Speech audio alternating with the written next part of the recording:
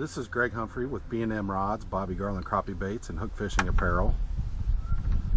Today I want to demonstrate a few techniques we use to cover different water depths when single pole jigging structure for crappie. The first technique I would like to demonstrate here has to do with baits. Typically, when we are single pole jigging for crappie in depths of 5 feet or greater, we are using 2 hooks on the main line. Our typical setup is on the bottom, we're using an 1/8 ounce single jig.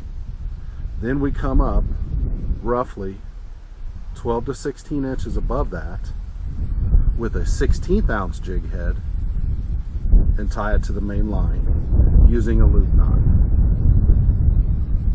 So you make a loop around your fingers and then taking the jig head, go around the loop that you made with your fingers 3 times.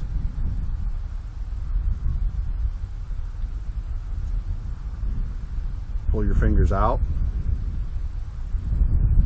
holding onto the line. Give yourself about 1.5 to 2 inches and pull it tight. This allows the bait, the top bait, to swim freely. The second technique I want to demonstrate is how to use your offhand in conjunction with your main line to change the depth of your baits precisely. Typically, when you're single pole jigging structure, it may be a lay down, it may be a brush pile, it may be a standing tree. There's going to be multiple depths with structure in the water column. A vertical tree has anywhere from the top of the water all the way down to the base, to the root balls. A brush pile may be 3 foot below the surface, and it might go all the way down to 12 foot. Same thing with the lay down.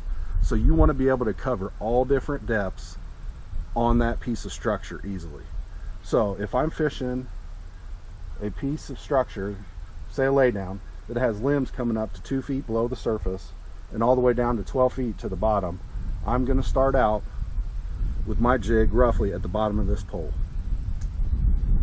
But I also want to be able to fish the limbs that are only 3 and 4 feet below the surface.